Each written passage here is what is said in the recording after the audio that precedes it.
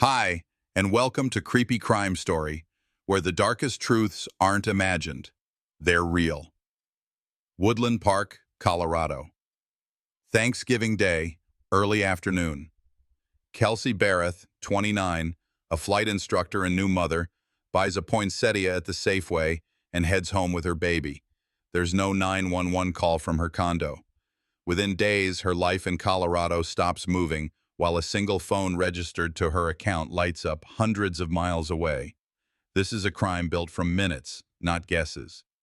The opening task is to anchor what can be proved. Investigators start with video, a clear image of Kelsey at the grocery store about midday, pushing a cart and carrying out a plant. The timestamp is clean, the frame stable, the context ordinary. From there, the first responders chart short, verifiable windows. Who is seen near the condo door, when local devices connect to nearby cell towers, which voices are heard on routine holiday check-ins, and when those voices go silent. Thanksgiving is a noisy day in most homes. Here, after early afternoon, the record flattens. Family members try to reach Kelsey later that night and the next day. Calls roll to voicemail. Texts show as delivered, but never get a reply. That absence matters. For someone whose work at an aviation contractor runs on schedules and confirmations, silence is a deviation that has to be explained by evidence, not by wishful thinking. When the family can't make contact through the weekend, they ask for a welfare check. That check, conducted after Thanksgiving weekend, becomes the hinge between a missing person report and an investigation with preserved evidence, documented entries, and chain of custody logs. The condo door shows no signs of forced entry. There's no ransacking, no smashed glass, no obvious theft. Officers note ordinary life frozen mid-routine. Baby supplies where they belong, personal items present. The goal in this pass is not to solve anything. It's to secure a scene that might later show what the eye alone won't. The difference is procedural. A neat room can still be a primary scene once luminol, swabs, and controlled collection are applied. That work doesn't happen today. It's logged for targeted re-entry under warrant. Outside the building, a neighbor's camera offers short glimpses of doorway traffic in the afternoon. None of it, by itself, answers the question everyone asks first. Did she decide to leave? Instead, the camera creates anchor points: faces, clothing, objects carried, the cadence of arrivals and departures. These marks are paired with sector-level cell site records. In 2018, that data doesn't pinpoint a phone inside a room. It places a handset within a sector served by a tower. It's enough to confirm proximity, not to draw a floor plan. Analysts build out a sequence. Who was likely nearby and when, which devices traveled together, which device went quiet. The line that keeps surfacing in the briefing room is simple. The data aligns cleanly. Sometimes that's the problem. Clean can be staged. Detectives map Kelsey's baselines before they consider motives.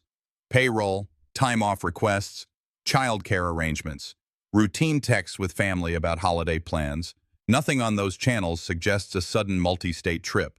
There are no airline tickets, no hotel confirmations, no car rentals, no significant cash withdrawals. If a person wants to vanish, there are usually artifacts of that choice. Digital footprints that look different from a normal week.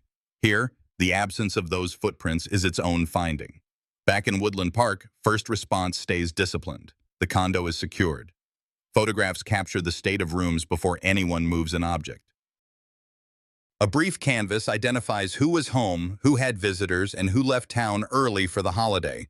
Officers document vehicles that come and go on the street. The infant is accounted for and safe with family. Her needs will drive protective services notifications, but those are collateral to the casework. The casework tracks minutes. By Monday, concern becomes procedure. A formal missing person report is filed. Detectives expand beyond the home. Workplace contacts at Doss Aviation confirm Kelsey's reliability and note that she didn't appear for scheduled duties after the holiday. That's not a gut feeling. It's a record. The value of these early confirmations is that they close off easy, misleading narratives. When a person with a strict schedule goes silent without leaving a paper trail, the question shifts from "where did she go?" to "who moved or used what she left behind?" Within days, a handset tied to Kelsey's account pings in Idaho. That signal is real, but it's only one piece. Investigators do not conclude travel from a ping. They test whether any booking, fuel purchase, toll, or camera image shows Kelsey making that trip. None does. So they log the Idaho activity as a device location, not a person's relocation. It's a subtle but crucial difference that will matter later when prosecutors explain why a phone's path can be consistent with a staged exit. As the first response window closes, the team has a coherent foundation: last verified sighting on store video, no 911 call, failed family contact across the weekend, a condo that appears orderly to the eye, sector-level device activity consistent with proximity on Thanksgiving afternoon, and a later out-of-state ping. Zero corroboration that Kelsey planned or executed any trip. Nothing here names a perpetrator. It names a timeline. In small towns, that matters. In cases without a recovered body, it's the only honest way to start. One more point for viewers who track these details closely. Telling you what is not in the record is as important as telling you what is. There is no evidence that Kelsey booked travel. There is no evidence that she told friends she was leaving. There is no evidence that she sought to abandon her job or her child. Negative findings aren't dramatic. They are the backbone of a no-body homicide theory. When we say this case is built from minutes, this is what we mean. The second entry into Kelsey Barrett's Woodland Park condo was conducted under warrant with full crime scene protocol. Within minutes of crossing the threshold, the lead technician assigned camera and lighting marked ingress/egress points and initiated a zone search that preserved every surface before any item was moved. The objective was narrow and professional: document the residence as it truly existed and determine whether this was the start point of a violent event or simply a home paused by circumstance. First, the visual baseline. Doors and locks showed no overt damage, windows latched. The living area was orderly. Baby gear staged where a new parent would keep it, routine toiletries in the bathroom, cookware returned to drawers. That kind of stillness is not proof of anything by itself, but it sets a critical baseline. If later science contradicts what the eye sees, the contradiction becomes evidence. Next, negative findings that matter. No forced entry. No luggage staged by the door, no empty suitcase lying open on a bed, no notes indicating travel or emergency. The purse remained inside the residence. A phone charger sat unused. Those negative points are not filler. They help rule out a voluntary exit and tighten the timeline that began at the Safeway earlier that afternoon. In cases like this, investigators avoid speculation and log what the scene can say without interpretation. With the visual survey complete, the team moved to touch-free photography and measurement, locking each room with 360-degree captures and scale references. Later that night, a second team ran targeted presumptive tests in pre-selected areas: bathroom fixtures, flooring transitions, and heat-adjacent structures, according to a priority matrix that favors surfaces most likely to retain trace. Positive indications were followed by controlled swabbing and proper packaging with chain-of-custody seals. The purpose was not dramatic. It was confirmatory. When the results returned, they reinforced a hard conclusion. The condo was not just a place where Kelsey lived. It was a scene with biological evidence consistent with her profile. The finding did not tell a method, a timeline inside the afternoon window, or the exact location of an assault. It told investigators that a violent event likely occurred inside the residence and that the person most affected was the woman now missing. Quiet anomalies were logged without exaggeration. A bath mat noted by family as routine wasn't present. The kitchen was orderly but showed white patterns inconsistent with normal use. There was no spilled food, broken glass, or overturned furniture. Nothing consistent with a spontaneous fight involving a stranger breaking in. In towns like Woodland Park, murders aren't just crimes, they tear at the fabric of a quiet community. But the job here wasn't to tell a town story, it was to read the room. And the room read like an interruption, not a plan. Parallel to the interior work, detectives treated vehicles as scenes. Kelsey's vehicles were accounted for and static. Odometer positions and fuel levels suggested ordinary local use around the holiday, not an interstate trip. Exterior panels were photographed under raking light. Wheel wells and undercarriage points were inspected for unusual transfer. No soil accumulation suggested off-road travel. No fresh damage indicated a collision or forced loading. Inside the vehicles, the inventory reflected routine parenting and work life, child supplies, everyday items, Nothing missing that would signal sudden relocation. Investigators then examined a pickup in the orbit of the case because of its appearance on time-stamped imagery within the critical window. The focus was the cargo area. Surveillance frames showed a black tote in the bed around the period of interest. Because those frames are limited by camera angle, the physical exam relied on the actual truck, not guesses from pixels. Tool marks, tie-down points, and liner scuffs were photographed. Any trace recovered was packaged and noted for later comparison to residence evidence. The tote itself, its dimensions, potential weight when loaded, and how it might be secured, became a planning cue for subsequent searches, not a standalone conclusion about contents. That distinction protects the case from overreach and keeps the jury's eventual view grounded in what can be proved. Chain of custody discipline was visible at every step. Every swab, lift, and vacuum sample bore a unique identifier. Every handoff was time-stamped. Every storage move was logged. Viewers often want to know why that matters so much in a story like this. The answer is because credibility is evidence. When a prosecutor later says, "This swab came from this surface at this time," there must be no gap. If there is, a defense will find it and the entire structure weakens. Here, the structure held. The second entry also generated a map of do not disturb items for later comparison with digital and financial records. For example, keys present or absent, mail accumulate or not, food spoiling or not, prescriptions filled or skipped. When the team compared those physical markers to bank activity and employment records in the next phase, they would look for alignment. If the house says, "She didn't leave," the account should say, "She didn't spend." If the phone later moves out of state, the house and the accounts will help determine whether that movement represented the person or simply the device. There is a recurring line in the case notes. The data aligned too cleanly. Sometimes that was the problem. The room looked normal. The cars looked normal. But normal did not match the reality that a reliable young mother stopped communicating within hours of a grocery run and never resumed.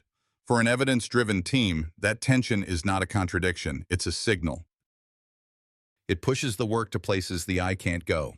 Chemical assays, DNA comparisons, and later the integration of surveillance timestamps with sector-level device activity. Human impact remained acknowledged, but separate from the lab. An infant's belongings were documented and left undisturbed, except where necessary to collect trace without harm. Protective services coordination ensured the child's immediate safety and continuity of care. Those steps do not solve a homicide. They reflect professional standards and respect for the family who did nothing to create the danger they now faced. By the time the property search warrants closed for the day, investigators had translated an apparently ordinary condo and two parked vehicles into a structured evidence set. A residence with biological findings consistent with the missing woman, vehicles that did not support a voluntary trip, and a pickup whose cargo bed and surveillance history warranted follow-on attention. No one named a perpetrator. No one speculated about motive. The case advanced because the room, the cars, and the camera frames added a layer the first entry could not. This is how a no-body case builds. You cannot tell a jury how someone died when a body has not been recovered, and you must not claim more than the evidence can support. But you can show where the violence likely occurred. You can show that the victim did not prepare to leave. And you can show that an object in a vehicle pattern mattered in time and space. That is enough to move forward to the next discipline, the digital and financial records that either confirm or contradict what the room just said. The transition from the condo scene to digital and financial records was deliberate. With no body and no direct eyewitness, investigators had to reconstruct the missing woman's movements through data that does not lie as easily as people can. In this case, her phone, her banking activity, and her digital presence became the critical bridge. The first anomaly was temporal. While Kelsey Barrett's last verified sighting was early afternoon on Thanksgiving Day in Woodland Park, her phone registered activity later, hundreds of miles away in Idaho. That phone data became a dual edge. On one hand, it prolonged hope that she might still be alive. On the other, the forensic context of the condo suggested otherwise. The conflicting signals demanded granular analysis. Investigators obtained tower pings, sector coverage maps, and routing information to confirm whether the device itself traveled or whether it was manipulated as part of a staged exit. Financial records offered a second point of contrast. Holiday periods often show purchases, gifts, groceries, travel-related spending, but after that grocery store visit captured on camera, her accounts went silent. No credit card swipes, no ATM withdrawals, no online orders. The absence was as instructive as the phone's distant signal. One form of life, the device, appeared mobile. Another, the bank account, was frozen. Consistency between physical life and financial life is a marker of normal behavior. In this case, the disconnect was glaring.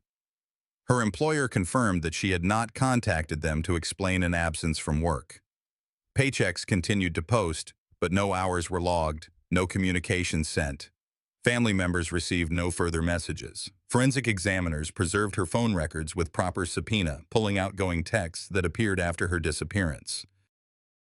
Those texts, directed to her fiancé and others, seemed inconsistent with her established style of communication. Analysts compared prior months of texting patterns, sentence structure, word choice, punctuation. The differences were subtle, but statistically measurable. Linguistic analysis suggested the messages were not written in her voice. Investigators also tracked the time frame of those messages against the cellular tower logs. They aligned with the Idaho sector activity, but the absence of any parallel financial trail in Idaho undermined the idea that she had traveled voluntarily. No gas purchases, no hotel check-ins, no card swipes at local businesses. The evidence tilted towards staging rather than travel. One more layer came from her email and account logins. Subpoena returns from her service providers showed no logins from her usual devices after Thanksgiving. The account sat dormant. The contrast was again sharp, a phone appearing to move but no engagement with her established online life. That silence became another thread tying back to the residence and to the hypothesis of foul play. These findings added procedural weight. For a jury, the absence of activity is sometimes harder to accept than presence. But investigators work to establish baselines with experts. What does normal look like for a young working mother in late November? And what does silence mean in that context? Here, silence was not just unusual. It was impossible to reconcile with a living person carrying out daily life. Each data point was packaged with careful language, preliminary versus confirmed, negative findings versus positive ones. Phone in Idaho, confirmed. Text sent, confirmed. Linguistic inconsistency, working. Financial inactivity, confirmed. That matrix is what carried the case forward. The contrast between digital signals and financial stillness added urgency. If the phone was staged, who staged it? If the financial silence meant she never left Woodland Park alive, how did the phone reach Idaho? These are the precise tensions that investigators must carry without assumption. By the end of the digital and financial phase, the portrait sharpened. Kelsey Barrett was alive and active until the early afternoon of Thanksgiving. After that, her physical life stopped, her financial trail stopped, and only her phone moved. That divide is not speculation, it is structure. And structure is what turns a disappearance into a prosecutable crime. From the start, investigators knew the facts of this case would not be explained by chance. Kelsey Barrett, 29 years old, was a flight instructor at Doss Aviation in Pueblo, Colorado. She was disciplined, cautious, and known by colleagues for her punctuality. People who work in aviation live by schedules. Deviations are rare, and in Kelsey's case, those deviations became the first alarm. When detectives interviewed her co-workers, they confirmed she had not called in sick, had not requested vacation, and had not simply vanished from her professional obligations. Preliminary checks at the Woodland Park condo where she lived showed no signs of forced entry and no evidence of sudden departure. Her wallet and luggage were still inside. The absence of disturbance was a quiet anomaly, the kind investigators underline in early reports. Friends and family described her as attached to her infant daughter. She had recently arranged shared care with her fiancé, but family members stressed that she would not abandon her child. That became a working assumption for investigators. Voluntary disappearance was inconsistent with her behavior. In missing person work, negative evidence is often decisive. No medical appointments, no travel bookings, no transactions, and no phone use in Colorado after Thanksgiving. Each absence strengthened the suspicion that escalation had already occurred. The human side of this picture mattered as much as the data. Interviews revealed stress points in Kelsey's relationship, but nothing that explained total disappearance without communication. Investigators noted that even minor disputes in custody arrangements typically leave a visible trail: text messages, phone calls, lawyer consultations. In this case, those trails went silent.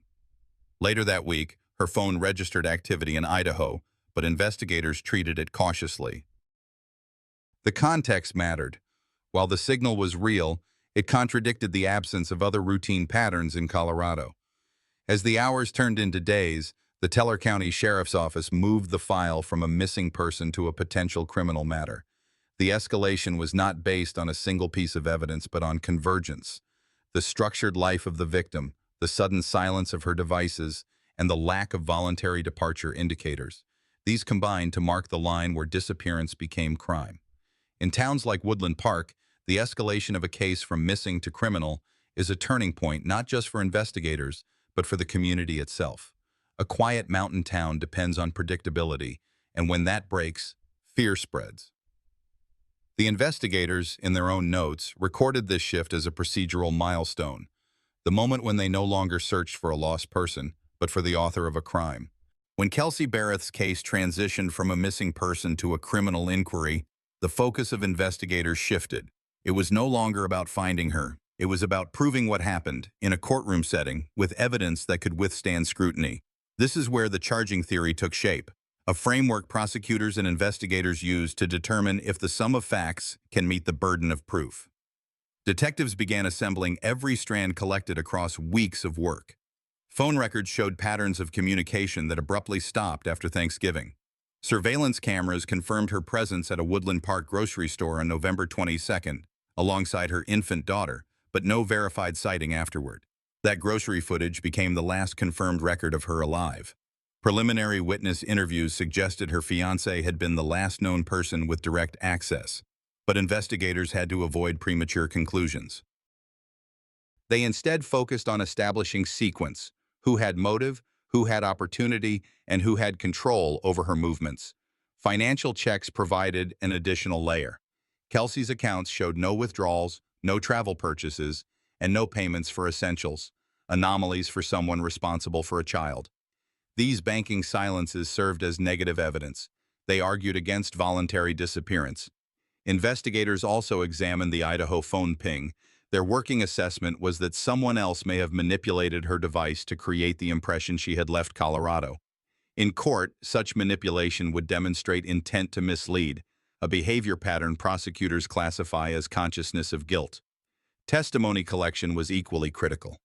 Friends and family repeated that Kelsey would never miss holidays with her daughter without notice. Colleagues reinforced her reliability. This victimology evidence was not circumstantial fluff. It reinforced the improbability of voluntary absence, which in charging language helped eliminate alternative scenarios.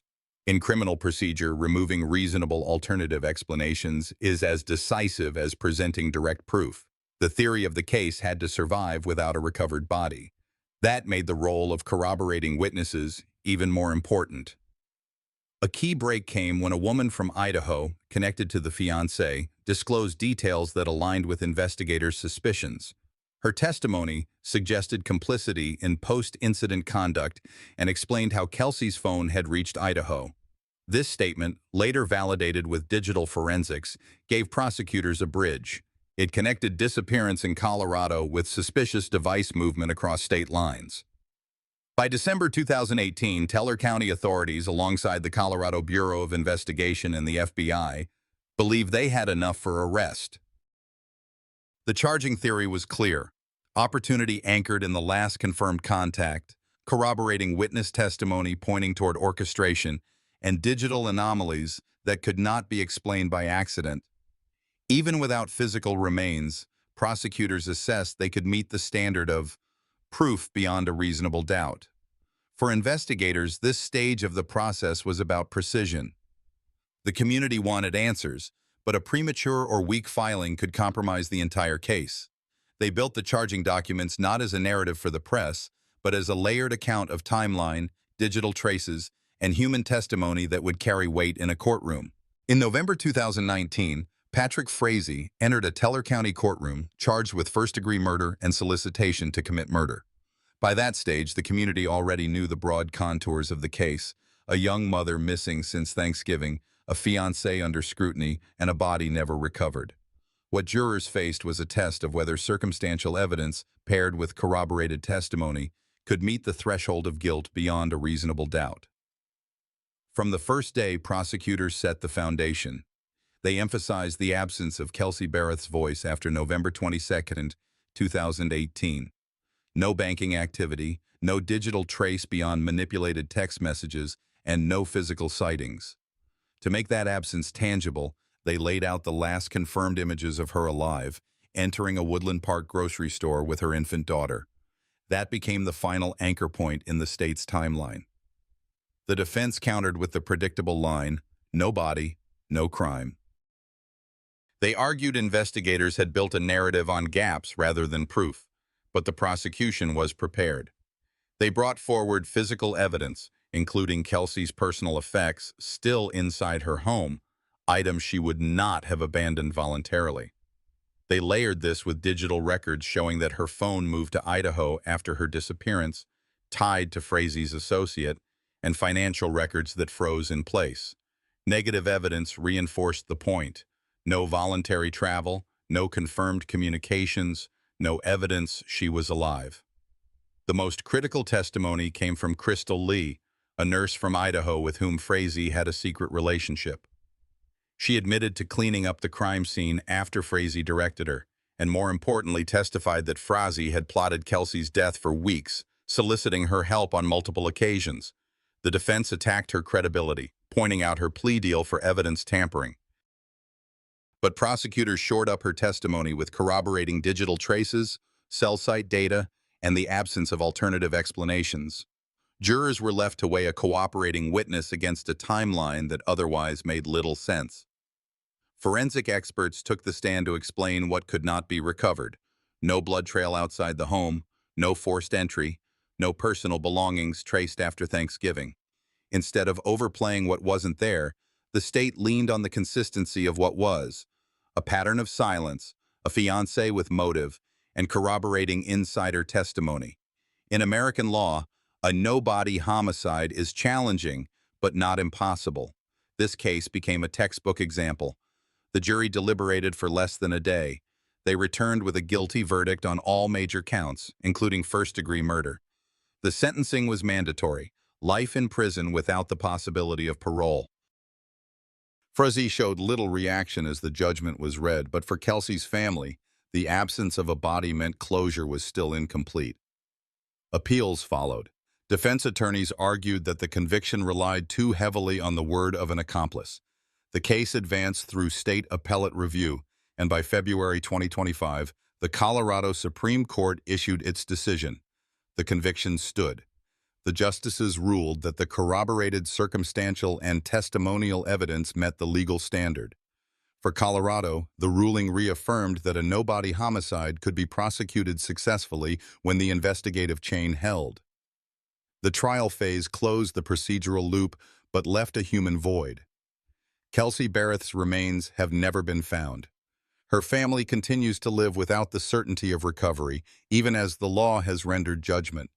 This is the duality of such cases: legal finality without physical closure. In sum, Kelsey Barrett was murdered in 2018 in Woodland Park, Colorado. And Patrick Frazee, her fiancé, was convicted in 2019, sentenced to life without parole, and his appeals failed in 2025. The cause of death remains legally undetermined because no body has been recovered, yet the court's judgment remains binding. When the Colorado Supreme Court issued its final ruling in February 2025 rejecting Patrick Frazee's appeal, the state closed one of its most unusual homicide cases. This was not a technical dismissal or a retrial order. It was a full affirmation that the evidence collected between Thanksgiving 2018 and the 2019 conviction had been sufficient, despite the most striking gap: the absence of a body. For prosecutors, the ruling validated their case strategy. For investigators, it locked in a precedent that would be studied for years. And for Kelsey Barrett's family, it was the end of legal arguments, though not the end of their unanswered questions. Fiancée entered the Department of Corrections under a mandatory sentence of life without parole plus 156 years for related charges. He was designated to a high-security facility where all communications, including phone calls, are recorded. Prison assignment records confirm his confinement under close monitoring, reducing the risk of outside influence or retaliatory action. Unlike some cases where a defendant can still hope for resentencing decades later, Fiancée's legal options are exhausted. That, however, does not mean the investigation is over. Law enforcement officials have stated repeatedly that a conviction does not end the search for human remains. Cold case units retain the responsibility to follow new leads, even when the perpetrator is incarcerated. Search warrants can still be issued if credible tips surface. In Colorado, prosecutors emphasize that justice in the courtroom is not equivalent to closure for the family. Without the recovery of Kelsey's body, there is no confirmed cause of death. In official records, that line remains blank.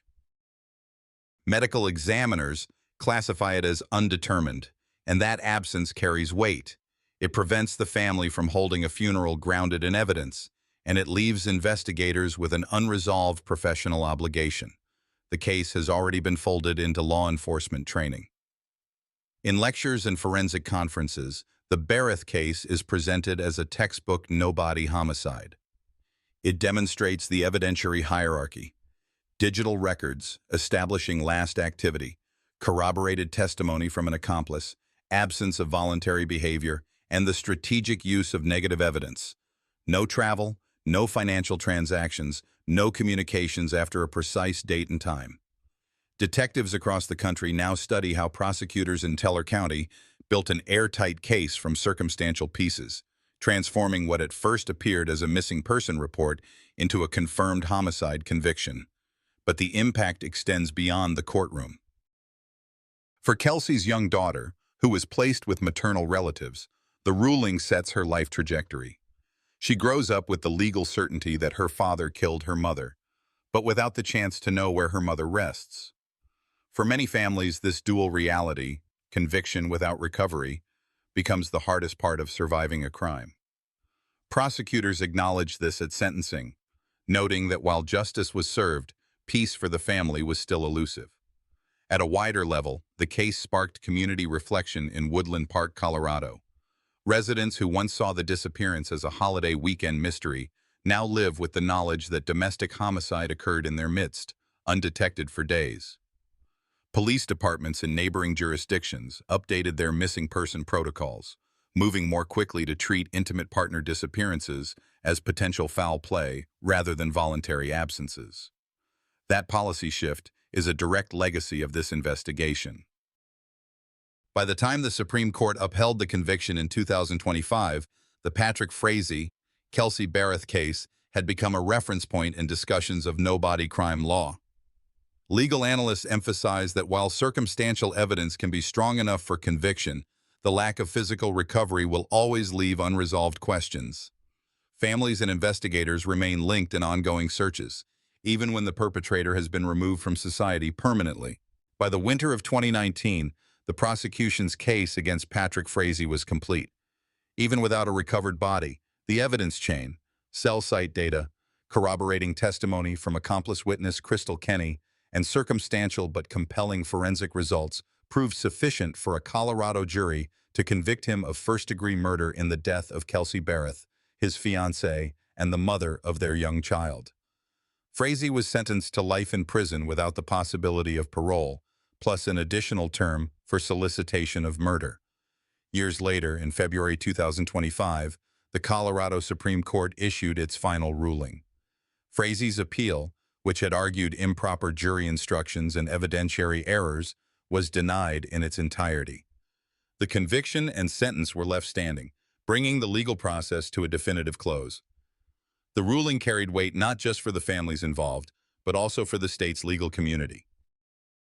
It reaffirmed that a no-body prosecution can meet the threshold of proof beyond a reasonable doubt, provided the evidence, digital, testimonial, and circumstantial, is consistent, corroborated, and subjected to adversarial testing in court. The absence of Kelsey's body remains the case's unresolved void. For investigators, this absence highlighted the importance of negative evidence, No recorded activity on her phone after the Thanksgiving holiday, no financial movements, no confirmed sightings. The very silence of her digital footprint, once verified, became as significant as any physical discovery. The cause of death, therefore, is legally classified as undetermined, but the judicial system concluded without hesitation that she had been murdered. Beyond the courtroom, the crime left lasting consequences. Custody of Kelsey's daughter was transferred to her maternal grandparents, ensuring the child would grow up outside of the shadow of her father's conviction. For the Barrett family, the lack of remains has meant no traditional closure, yet the conviction offered an acknowledgement of truth, an affirmation that the justice system would not leave their daughter's disappearance unresolved. In the broader sense, this case became a study in the resilience of forensic and procedural work. The coordination between local law enforcement, the Colorado Bureau of Investigation, and federal partners showed how layered evidence, when presented coherently, can dismantle even the most carefully staged disappearance. The outcome underscores a fact that is difficult but necessary to confront. Crimes committed in private spaces against intimate partners often rely on patterns of control and concealment. Exposing those patterns requires persistence, expertise, and sometimes the courage of reluctant witnesses. As we close, the story of Kelsey Barrett is not only the account of a young woman's life cut short, but also a reminder of the structural strength of modern criminal investigation. In Woodland Park, Colorado, a case that began as a missing person report on Thanksgiving Day ended in a life sentence, a denied appeal, and a precedent-setting affirmation of justice. Patrick Frazee remains incarcerated in Colorado under a life sentence. Cause of death for Kelsey Barrett, undetermined. This is the record of a crime where silence itself became evidence and justice held even without a body. When I look back on this case, I can't help but see it as more than just a tragic crime. It's a stark reminder of how fragile trust and safety can be in our daily lives. Kelsey's story shows us that even in quiet communities, hidden dangers can exist behind closed doors. What we take from this is not only the pursuit of justice, but also the responsibility to pay attention to warning signs, to speak up when something feels wrong, and to protect the most vulnerable among us. I wonder, what do you think is the greatest lesson here? About justice, about relationships, or about community responsibility? I'd love to hear your perspective in the comments. Let me know where you're watching from. And if this video resonated with you, please subscribe to the channel so you don't miss the next true crime story. If you didn't like it, share why. Your feedback helps me make these stories more meaningful. Together, by learning from cases like this, we not only remember the victims, but also build awareness that can prevent future tragedies.